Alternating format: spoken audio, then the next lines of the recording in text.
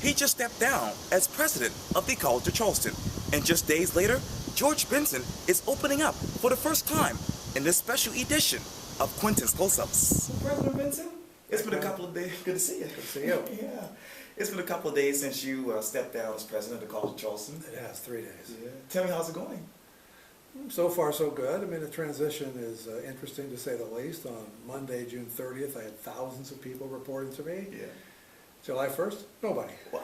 So it takes a while to get used to that, but I'm making progress. And speaking of transition, now Glenn McConnell is the 22nd president of the College of Charleston. Right. Tell me, have you been able to talk to him thus far? We had a significant meeting a couple of months ago, sat down and talked for a couple of hours about a wide variety of topics. I tried to help him and give him some guidance and some ideas at that time. And we've had a few shorter meetings since then. My hope is we'll get an opportunity to speak at length again and again and again as time goes on. Yes, indeed. And, you know, I want to talk to you about some developing news. Sure. As you know, Doug Wojcik is under investigation for verbal abuse. And I know that nobody really can comment about the whole situation. That's right. But tell me, personally speaking, because you actually brought him on board, tell me, who is Doug Wojcik, for those who don't know him? Well, Doug Wojcik is a great basketball coach. He was the winningest coach in history at the University of Tulsa, Right. Where we hired him from. And he very much wanted this job. He loves Charleston. He loves the coach. He's worked with some of the top coaches in the world, really, in basketball. So he's got great depth and great experience. Yeah.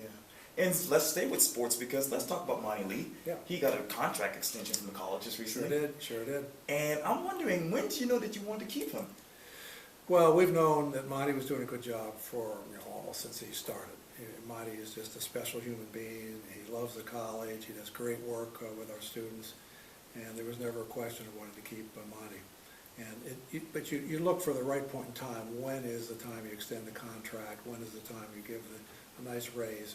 And you do that typically after somebody's accomplished something significant, and he certainly did that this year. And you had a significant loss when Natasha did went to Georgetown. We did. Yeah, Natasha was, we were thrilled when she joined us. She only was with us for 2 years. Yeah. But you also understand that a mid-level athletic program like the College of Charleston is always going to have that sort of turnover. If you hire somebody good and they do well, they're going to be plucked off by somebody further up the pecking order with more money to spend and more resources behind their athletics program. Yeah. And so Natasha had spent time at Georgetown. It was like home to her. Yeah. Pretty tough to hold her under those circumstances, but we were thrilled with the 2 years she gave us. She really gave us a boost, and now we've got a great coach that's followed her. That's right. And speaking of tough, even before the transition, there has been talk about the College of Charleston becoming really a merger between, MUSC and the college. Yes. Tell me, where does that stand right now? Well, let me back up. Where this all started was my realization that Charleston was changing dramatically before our eyes. I called it New Charleston. Right, that's right. We're always used to this is New Charleston. And New Charleston is kind of a vision, really, of what this place can be and what it's becoming. And when you look at what's going on in healthcare, for example, and biomedical companies in the area that are here, you look at Boeing suddenly coming in and announcing the end of October 2009, the whole world changed after Boeing. They're up to 7,200 employees now and growing. Right. Then you've now got suddenly 260 high-tech firms, software companies, digital media type companies, where a decade ago we had a handful. Right. All of a sudden, we are on the lips of companies elsewhere in this country that are thinking about where should we settle? Should we go to the Research Triangle? Should we go to Silicon Valley or Boston or Northern Virginia or Austin or Charleston? We're on their lips now. We never were before. Wow. So I saw this notion of New Charleston. I realized, when I saw it, I realized the college had to change. College has to do more than simply take care of 18 to 22-year-olds, which we do very, very well. Yeah. But it's got to do more. It's got to emphasize more graduate programs.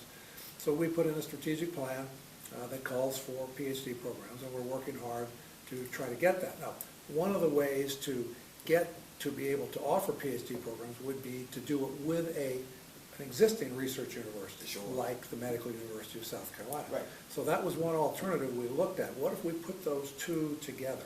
they fit together almost perfect. There's almost no overlap. They really fit together well. We can talk about that more if you want to.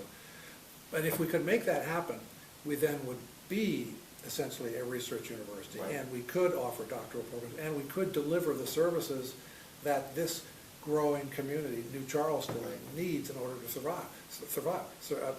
It's not just economic development that we focus on, of course, but also social development, cultural development, development in the arts. Right. All of those things need more attention than we're able to give them in our current form. And, let's go back to your time here at the College of Charleston as president. Mm-hmm. Tell me, what were your highlights and your lowlights? Well, many, many highlights. I talk a few of the things that I think that I'm most pleased with. The strategic plan that we put in place, that at its core has 3 values. That if I give you the 3 values and turn you loose to write a strategic plan, you'd write pretty much the same one that we wrote. That's so powerful. First is academic excellence, which is not surprising. Any university would say that.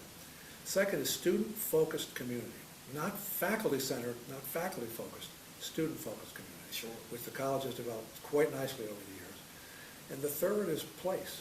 It's Charleston. It's the history, the tradition, the environment that facilitates student growth and learning and facilitates faculty scholarship. Right. So what that strategic plan calls for is for us to identify the assets of Charleston, which we've done, and then match up our programs to the assets to take advantage of those assets, the arts, the port, African American history, urban planning, historic preservation, and so forth. And so that we then are in the midst of creating a university that is unique, unlike any other university in the world. So if you want to study those types of topics, you want to come here, because we got the assets in the community that you can get involved with and engage with. But then the key is not only does the plan call for us to exploit those assets, it calls for us to nurture and take care of those assets. So if the port needs a new program in some sort of logistics and transportation and supply chain, we'll do it for them. If the Charleston Symphony Orchestra gets in trouble financially and otherwise, which it did about 3 years ago, we'll jump in and try to help, which we did. So you cannot separate the College of Charleston from the city of Charleston. They've been together since roughly 1770, thereabouts, when the idea for the college was first developed. And you can't separate the two. So we are here to help the college, the city, in any way we possibly can.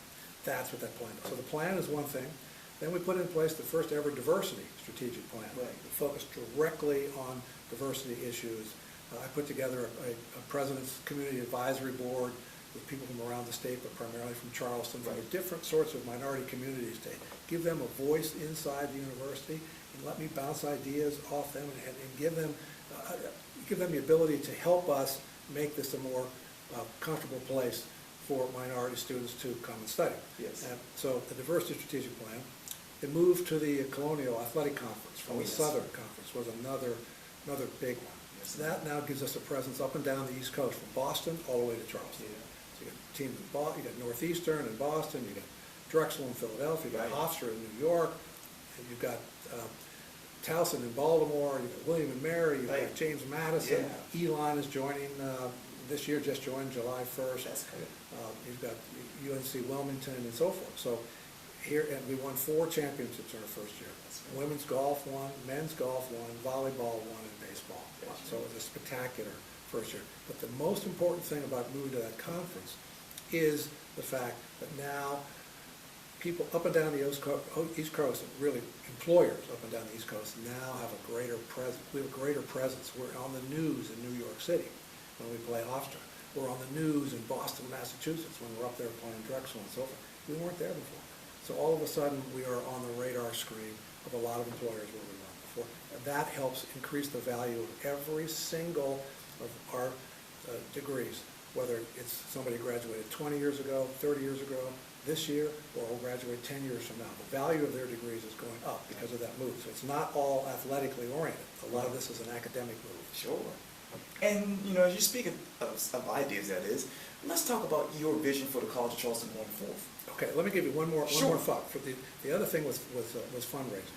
We did very, very well in fundraising. We rebuilt the foundation, their processes, their people, and we've had 5 consecutive record fundraising years, every year higher than the year after, before it, I'm sorry. and we're in the midst of a fundraising campaign, a general comprehensive campaign for the whole university. Sure. And we've raised over $100 million already. So we're very excited about that too. I'm sure. Now, And future. Yeah, that's something you're excited about. Yeah, the future is all about New Charleston. And this is a destination city. And the college needs to take advantage of the fact it's a destination city. Sure. We haven't done that as much as we could. But the first element in the future is to either become a research university or to at least have the ability to offer a few doctoral programs. And if we would simply be able to offer doctoral programs, 1, 2, 3, 4, 5, targeted programs that don't conflict with or overlap or somehow USC and what they do in MUSC and Clemson. Right. But we want to complement what they do, but here in the low country. So my greatest hope is that we will be able to offer some PhD programs.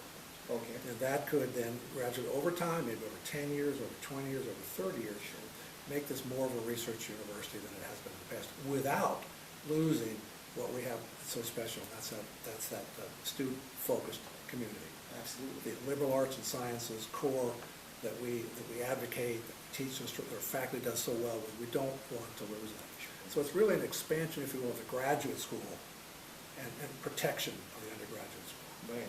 So, and go back to what I said about the assets Sure. of Charleston. You recognize the assets of Charleston, you match your programs up to the assets of Charleston, and that's the way you move forward. You don't try to be good at everything. Be good at the things that Charleston needs, and be good at the things relative to the assets that Charleston possesses, and then take care of those assets. Yeah. That's what I'd like to see over the Okay. future. And you know, as you talk about faculty, you're going to be joining faculty. That's right. Yeah, I have a year sabbatical first, and part of that time will help me get geared up to get back in the classroom. I haven't taught a full course, probably now it's 21 years, it's a long time. So my first 16 and a half years, that's all I did. I Yes. taught at the University of Minnesota. Right. And then I became dean at the business school at Rutgers, and then dean of the business school at Georgia, and then president here. So when you're doing those things, actually when I first moved into the deanship at Rutgers, I said, I want to keep teaching too. But what you find out quickly is it's not fair to the students, because you don't have the time to put into it. You're pulled in so many different directions that you end up having to team teach it or something. You realize, that doesn't work so well either. So I just said, look, you're either going to be the dean or you're going to be a professor. You can't be both. Yeah. So, okay, I'll be dean. And so I kept that sort of philosophy then all the way through the presidency. But now I get to go back. Yeah. And that's good news. I come from a family of professors, of course. 3 generations on both sides of my family. I'm the 3rd generation on both sides. So I always knew that somewhere near the end of my career, I would get back in the classroom and looking forward to it. So I'll be teaching 2 courses in the business school starting next summer. That's awesome. That is awesome. And, you know, as we sit here right now, and I talked to you about this in January, but let's talk about your health. How are you right now? Health? Yeah. Oh, it's been spectacular. Now, I had Lyme disease. Right. I had Lyme disease last summer. Right. I went on vacation. My family has a summer place in New Hampshire. Right. And I visited up there first week or so of July last year and came back, and by the end of July, beginning of August, I realized something really was wrong. Ended up at MUSC for roughly 3 weeks.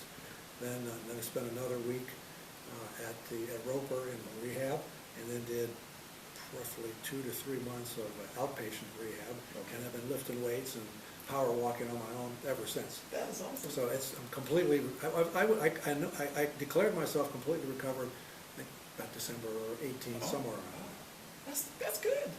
Yeah.